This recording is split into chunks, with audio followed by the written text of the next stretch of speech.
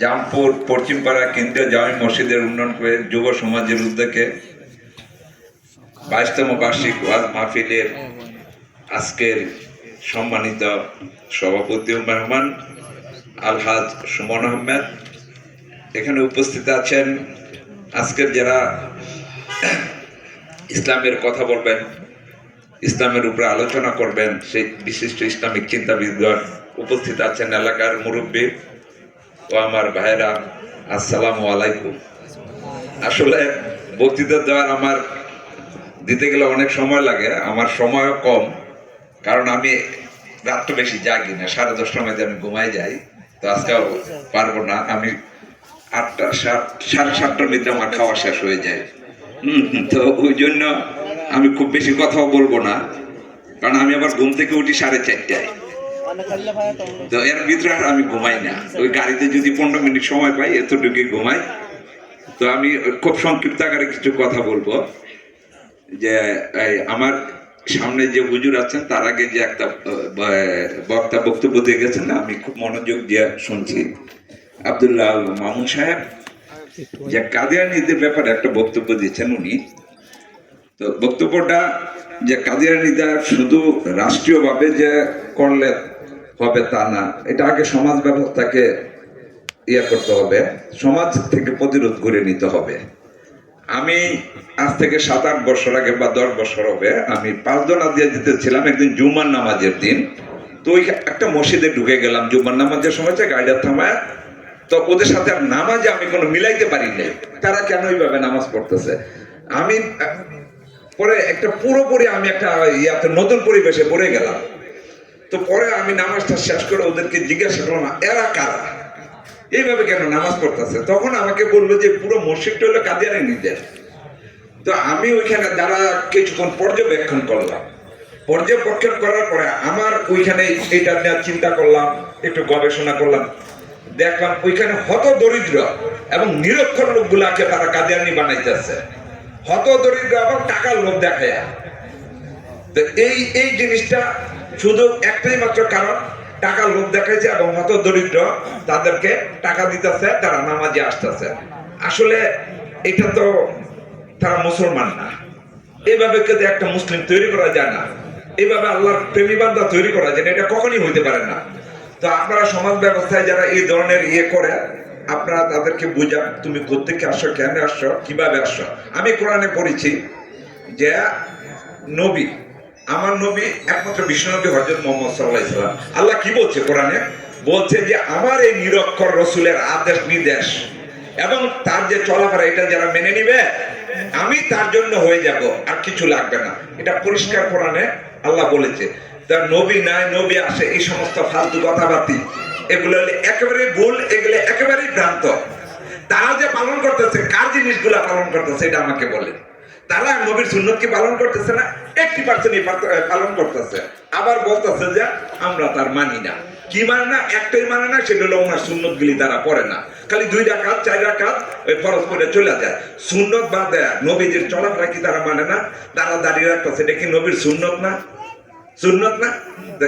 প্রত্যেকটা জিনিসই তারা মানতেছে, আবার কয় মানি না। আসলে তারা পরোক্ষভাবে সবই মেনে নিচ্ছে। তো এটা আপনারা সমাজ ব্যবস্থায় যদি এই ধরনের কাদিয়ানীরা আসে, আপনারা তাদের সাথে কথা বলে তাদেরকে প্রতিরোধ করেন সামাজিক ব্যবস্থায়, তাইলে আস্তে আস্তে তারা কমে যাবে। আর এখানে যুব সমাজের ব্যাপারে যে আলোচনাটা আসছে, আমি এখানে যুবকদের ব্যাপারে একটা কথা বলবো। আজকে বাংলাদেশে 80% ওয়াজ মাহফিল হচ্ছে এই যুবকদের দ্বারা এবং রাজনৈতিক ব্যক্তিত্ব দ্বারা। 80% তারা নিয়ন্ত্রণ করতেছে, আর 20% নিয়ন্ত্রণ করতেছে আলেম সমাজ। তাইলে সংখ্যাটা তাদের বেশি। আমি যুব সমাজ এবং যারা ওয়াজ মাহফিল যারা, আজকে আমি অন্য একটু প্রসঙ্গে কথা বলবো, আপনারা কথাটা মনোযোগ শুনবেন। যে রাজনীতি হলো একটা অনেক বড় মূল্যবান জিনিস, এটাকে আমরা পালন করতে না, এটাকে ধারণও করতে পারি না, লালনও করতে পারি না। রাজনীতি কোনো মাস্তানি নয়, কেউ জমি দখল নয়, কেউ বাড়িঘর অবিচার করা রাজনীতি না। রাজনীতি একটা মহান পেশা। এটা আজকে রাজনীতির কল্যাণে পৃথিবীতে শান্তি আসে, আবার রাজনীতির কল্যাণে পৃথিবীতে শান্তি বিনষ্ট হয়।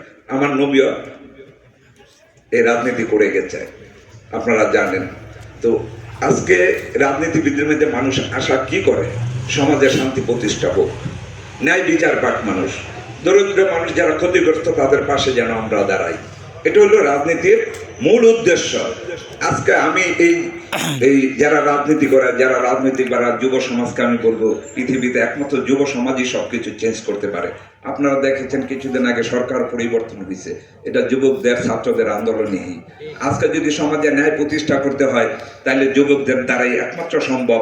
আপনি যদি ইসলাম প্রতিষ্ঠা করতে চান, যুবকদের সম্ভব। আমি এ প্রসঙ্গে আরেকটু কথা বলবো যে আমাদের নবীজি মাত্র 17 বছর বয়সে উনি একটা দল গঠন করে, ওইটার নাম হলো হিজবুল ফজল, যেটার উদ্দেশ্য ছিল ন্যায় সমাজে ন্যায় প্রতিষ্ঠা করা, সততা প্রতিষ্ঠা করা, আপনার অসহায় মানুষের পাশে দাঁড়ানো ছিল, এটা তার মূল উদ্দেশ্য। তা আমি রাজনীতিবিদদের উদ্দেশ্য বলবো, আপনারা একটা মহান পেশায় জড়িত, আপনারা সাধারণ মানুষের পাশে দাঁড়ান, সাধারণ মানুষ যাতে ক্ষতিগ্রস্ত না হয়। এই তারপরে যারা জমি সংক্রান্ত ব্যাপারে সমস্যা থাকেন তাদের পাশে দাঁড়ান। এখানে তাদের থেকেও আপনারা একটা পারিশ্রমিক নিতে পারেন, সেটা সততার মধ্যে নেই। দালালি ব্যবসা নটে, এটা খারাপ ব্যবসা। আপনি যদি কোরআন হাদিস পড়েন, দালালি ব্যবসাটার মধ্যে যদি আপনি সততার সহিত করেন, এটাও হালাল ব্যবসা। একটা বিচার ব্যবস্থা, এটাও হালাল ব্যবসা। যদি আপনি যেমন একটা জমি ক্রয় বিক্রয় হবে, আপনি যদি জমি ক্রয় বিক্রয়ের সাথে জড়িত হন, আপনাকে দুই পক্ষে যদি বলেন ভাই আমি আপনার জমিটা এত টাকা কিনে নিলাম, আমি কত বেচলাম এটা আপনার দেখার বিষয় না, আপনি বেচবেন কিনা, এটা একটা আপনি ওইখান থেকে জামুনা পাবেন, আপনার জন্য হালাল হয়ে গেল। অথবা ভাই আপনার জমিটা আমি বিক্রি করে দিব, আমাকে 2 লাখ টাকা দিবেন বা 1 লাখ টাকা দিবেন, আমি তো এর পিছনে শ্রম দিব, পরিশ্রম দিব, 10 দিন পরিশ্রম করব, তো আমাকে আপনারা এই জমিটা আমি বিক্রি, এটা আপনার হালাল হয়ে। এখন যদি আপনি এটা হ্যাঁ থেকে 1 লাখ টাকা নিয়ে আবার গোপনে 5 লাখ টাকা আরেকজনকে খান, বা ওর থেকে আবার এটা নিয়ে বেশি দামে বিক্রি করে গোপন রাখলেন, এটা আপনার জন্য হালাল হইল না, এটা হলো হারাম হয়ে গেল। আর একটা হলো বিচার ব্যবস্থা। আমাদের দেশে দেখা যায় যে বিচার করতে যাইয়া বিচারকরা 2 পক্ষে টাকা খায়, মানে কারে জিতাইবো কারে, তো এক পক্ষ না এক পক্ষে লাস্টে গিয়ে জিতাই গেল, ওই জিনিসটা সে হারাম করে নিল। সে যদি বলে যে আমি ভাই আপনার বিচারটা নিয়ে 3 দিন 4 দিন পরিশ্রম করবো, আমাকে যদি 500 টাকা করে দেন, আমার 2000 টাকা পারিশ্রমিক আছে, এই কথাটা আপনি ডিক্লারেশন দিয়ে নেন এবং ন্যায় বিচারটা করেন। আর ন্যায় বিচার কি? ন্যায় বিচার আপনার যারা ন্যায় বিচার করবে, আল্লাহ তাদেরকে সবচেয়ে উঁচু স্থান দেবে। এবং দুইটা গ্রুপের মধ্যে যদি আপনি মীমাংসা করে দেন, এটা নামাজের চেয়ে 3 গুণ বেশি সওয়াব। নামাজ হলো একটা ভিন্ন পাঠ, আল্লাহকে মেনে নেওয়া, আল্লাহকে শ্রদ্ধা করা। আর সওয়াবের দিক দিয়ে আপনি যখন 2টা গ্রুপকে মিলাই দিবেন বিবাদমান, তাইলে এইখানে আপনার সওয়াবের পরিমাণ অনেক বেশি। তাই সমাজে যারা রাজনীতি করেন, যুবকরা যারা আছো, আমি তাদের কাছে একটা অনুরোধ করব, সমাজে যাতে ন্যায় প্রতিষ্ঠা করা যায়, ইসলাম প্রতিষ্ঠা করা যায়, সমাজের খারাপ কাজ থেকে যেন আমরা দূর করতে পারি, এই প্রতিজ্ঞা যেন করি। এই বলে আমার বক্তব্য শেষ করছি। আসসালামু আলাইকুম।